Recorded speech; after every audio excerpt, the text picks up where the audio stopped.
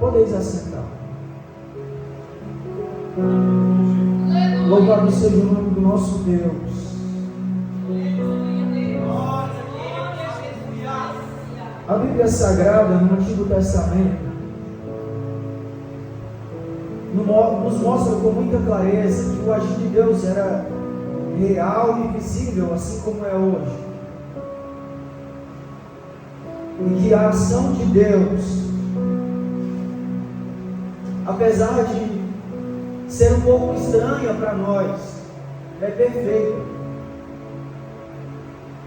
O agir de Deus na vida das pessoas, por mais estranho que seja, a maneira que Deus quer agir, é difícil de nós entender, é difícil de nós compreender o agir de Deus, porque Ele tem de formas diversas para falar conosco, para agir ao nosso favor. A gente talvez não entende a forma que Deus quer nos levar para onde Ele nos prometeu que chegaríamos, mas mesmo a gente não entendendo como Deus vai fazer, a gente sabe que Deus vai fazer e a gente sabe que vai acontecer o que Deus prometeu. Só que nesse período, nesse tempo de a gente esperar a promessa de Deus, há uma confusão na nossa mente causada por nós mesmos, que nos faz duvidar daquilo que Deus nos prometeu, nos faz a gente duvidar daquilo que Deus já entregou para nós. Quando Deus usa Moisés para libertar o povo, fazer o povo chegar na terra prometida, a terra que Deus tinha prometido aos antepassados de Moisés, lá atrás, para Abraão, Isaac e Jacó. Quando Moisés é levantado para guiar esse povo, de primeiro instante, Moisés não queria, porque ele sabia que seria difícil liderar esse povo tão grande e numeroso. A responsabilidade era muito grande. O peso do ministério era muito grande na vida de Moisés. E por Deus insistir e provar que estaria com ele, Moisés aceita. Até porque se fosse pela própria vontade de Moisés, ele nunca aceitaria liderar um povo tão grande. Até porque ele foi criado no palácio de Faraó, lá no Egito, e ele sabia que cuidar de muitas pessoas era difícil. Ele sabia que era complicado entender cada caráter, cada pessoa. E se fosse por ele mesmo, ele não conseguia. Mas a graça e a misericórdia de Deus é tanta na vida do homem, na vida da mulher que é chamada por Deus. Mesmo essa mulher e esse homem chamado por Deus, entendendo que não consegue, quando ele olha para cima e vê as mãos de Deus estendidas, ele sabe que vai chegar aonde Deus prometeu, porque a alegria do Senhor é a nossa força. Enquanto está alegrando o Senhor com sua conduta, enquanto está fazendo a vontade de Deus, enquanto está obedecendo o que Deus falou que você deve fazer, você vai ter força, você vai ter coragem e você vai conseguir chegar aonde Deus te prometeu. E você chegaria.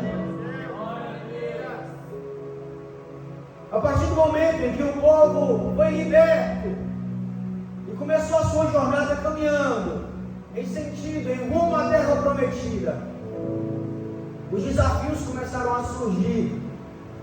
E eu não vou entrar em detalhe a saída do povo de Israel do Egito, porque todos conhecem. O mar se abriu, muitas coisas aconteceram e Deus provou que estava com o povo. Só que depois que o povo percebe que estava liberto, ao invés de agradecer a Deus e fazer o que Deus tinha mandado eles fazer, que era adorar, o povo começa a olhar para trás e sentir saudade do que eles tinham, das migalhas que eles recebiam. O povo olha para trás e começa a se murmurar com o pouco que eles tinham e recebiam da vida que eles estavam, da vida de escravo. Eles estavam libertos, mas viviam como se estivessem presos. A mente deles não tinha ainda sido liberta compreender que o dever deles neste momento, depois de liberto, era adorar a Deus. E eu abro parênteses para trazer para os nossos dias. Aceitamos o Senhor Jesus como nosso único e suficiente Salvador. Estamos em caminho à terra prometida, eu me refiro ao céu de glória. Mas a nossa mente e a conduta que a gente vive é de pessoas que ainda são escravizadas. O dever de quem é liberto por Jesus é fazer a vontade dele, e todos sabem disso. Sabendo disso, compreendemos que o nosso dever é adorar a Deus. E se for olhar para trás, que olhe para trás, mas para lembrar de onde Deus te tirou. Aleluia. E use isso para orar agora, pedindo a Deus para que você nunca volte para o lugar onde Deus te tirou.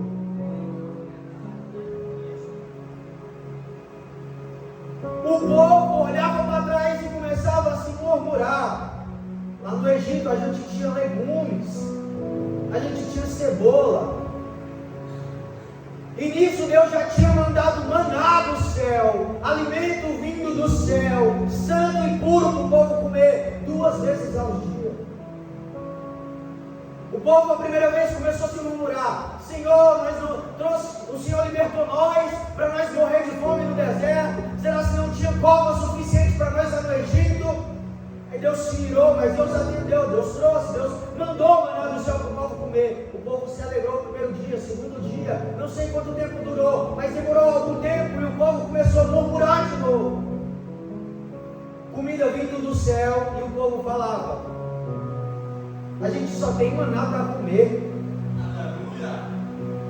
Lá no Egito a gente tinha peixe, tinha legumes. Novamente a história se repete. Eles começam a olhar para trás e sentir saudade da vida que eles viviam no ano passado, da vida de escravo. Agora entra uma parte muito importante nesse texto que a gente leu. Em uma dessas vezes o povo estava se murmurando, se questionando, porque estava comendo maná apenas. Há uma certa de crise nas famílias. A Bíblia diz, no primeiro versículo que a gente leu, Números, capítulo de número 11, versículo 10, que os homens ficavam na porta das suas tendas, enquanto suas famílias ficavam dentro da tenda, chorando, porque não tinha carne para comer. Tinha um maná do céu,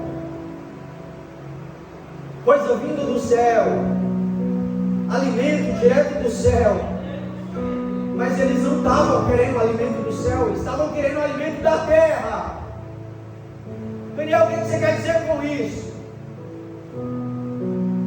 É que Deus nos deu o alimento do céu, só que hoje a gente prefere o alimento da terra. Redes sociais, celular, preocupação aqui da terra. Nisso a gente olha para trás e lembra da vida de escravo que a gente vivia antes de conhecer o Senhor Jesus. Só que, como eu disse no início, a graça e a misericórdia de Deus é tanta que mesmo nós pecando todos os dias e olhando para o nosso passado sentindo saudade, Deus vem nos dar um choque de realidade e nos faz lembrar que o que mais importa em nossa vida, depois de remido e lavado pelo sangue carmesim, é acreditar no céu, é pensar no céu, é sentir saudade do céu mesmo nunca tendo ido lá, é sentir saudade da palavra de Deus, é querer chegar no céu, e eu não sei se vamos poder, mas poder abraçar o Senhor, ver Ele face a face e dizer que o amamos e que valeu a pena servir ao nosso Deus. A graça e a misericórdia de Deus é tanta que mesmo a gente murmurando todos os dias por algo que nem vale a pena ter, Deus vem e atende a nossa oração, o nosso clamor e nos ajuda, porque a graça e a misericórdia dele é grande. Aleluia. E chefe da família na porta da tenda. E as famílias deles, parentes, esposa, filhos, tudo chorando na tenda. Nós queremos carne, e os chefes na frente da sua tenda. E eles chegavam em Moisés e falavam, os homens chegavam em Moisés e falavam, nós queremos carne para comer. Nós queremos carne para comer. Agora você imagina, uma grande multidão de mais ou menos 600 homens, chegando em apenas um e falando, nós queremos carnes para comer. Eu fiquei me questionando e perguntando, por que esse povo não foi em Deus? Não dobrou o joelho e orou, levantou as mãos para cima, para pedir Deus carne? Porque se eles pedissem a Deus carne, Deus tinha dado. Aí o Espírito Santo me fez lembrar dos momentos em que eu vi o meu pai. E muitas das vezes, Thiago, em casa, quando faltava tudo, e a história pareceu como se fosse um filme, um replay que estava acontecendo. Entrando dentro dessa história, nós em casa, talvez querendo o que comer, e meu pai preocupado, sem saber de onde iria tirar a carne para nos dar. E daí que eu entendi que aqueles homens estavam procurando alguém que poderia resolver os problemas deles. Eles estavam querendo carne. E em quem que eles iam procurar? Em alguém que eles achavam ou sabiam que tinha a presença de Deus e era capaz de resolver os problemas deles. Por isso que o povo, os homens, foi até Moisés. Eu acredito que o povo pensou, o único que pode resolver esse nosso problema é só Moisés. Porque Moisés carrega a presença de Deus. Moisés tem intimidade com Deus. Moisés fala com Deus. De primeiro instante, Moisés fica irado. Moisés fica irado com isso. Assim como Deus também. Deus fica irado.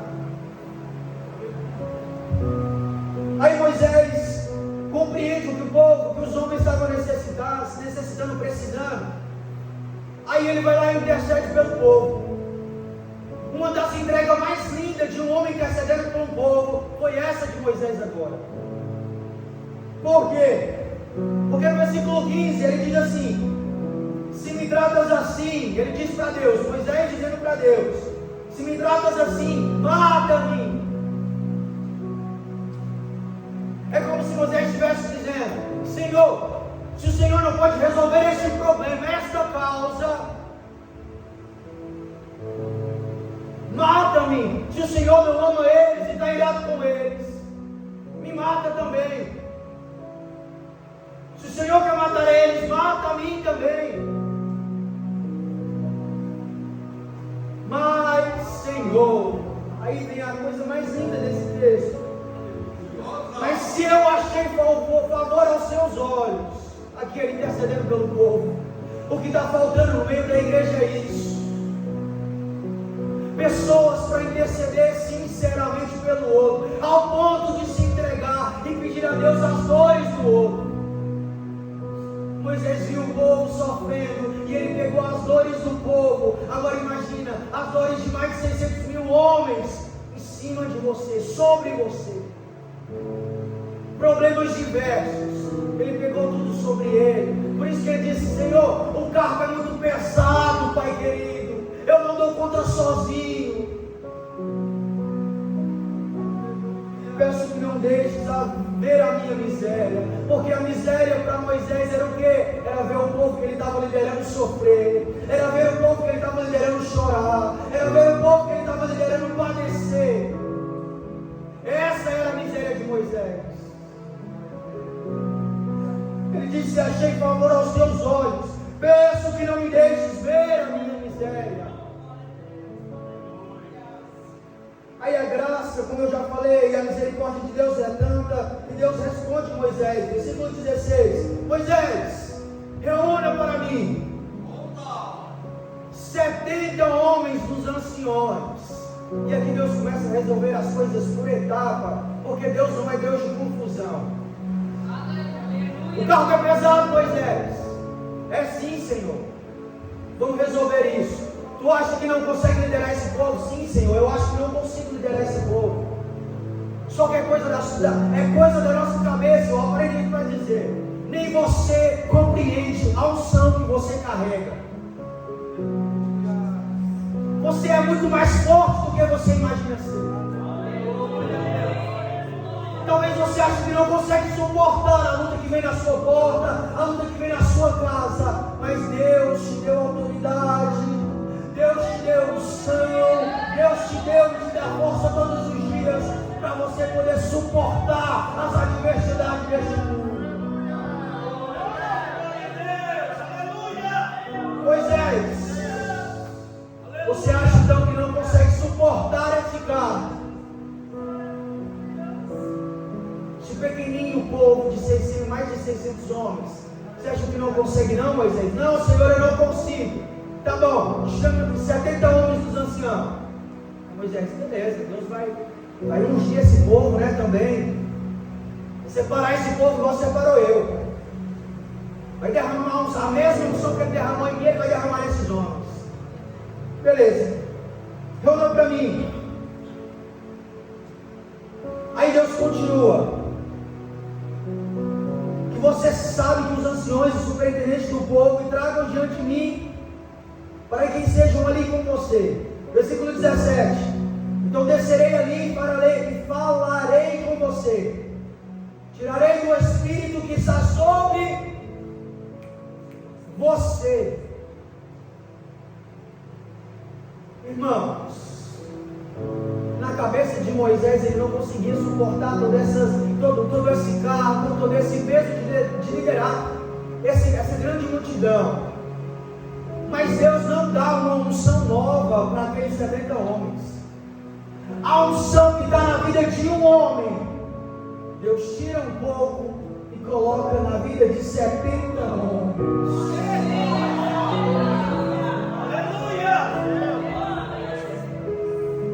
Deus tira de um e coloca na vida de 70 homens. Foi o que a Bíblia diz. Tirarei do Espírito que está sobre você e porei sobre eles, e eles ajudarão você a levar a carga do povo, para que não tenha de levar sozinho. Nem você compreende a unção que você carrega, nem você entende o peso da responsabilidade que você tem. Nem você compreende o quanto você pode suportar. Mas hoje Deus me diz: você é forte, você é capaz, você carrega uma unção capaz de suportar todas as lutas, todas as batalhas, e o que você está passando é desse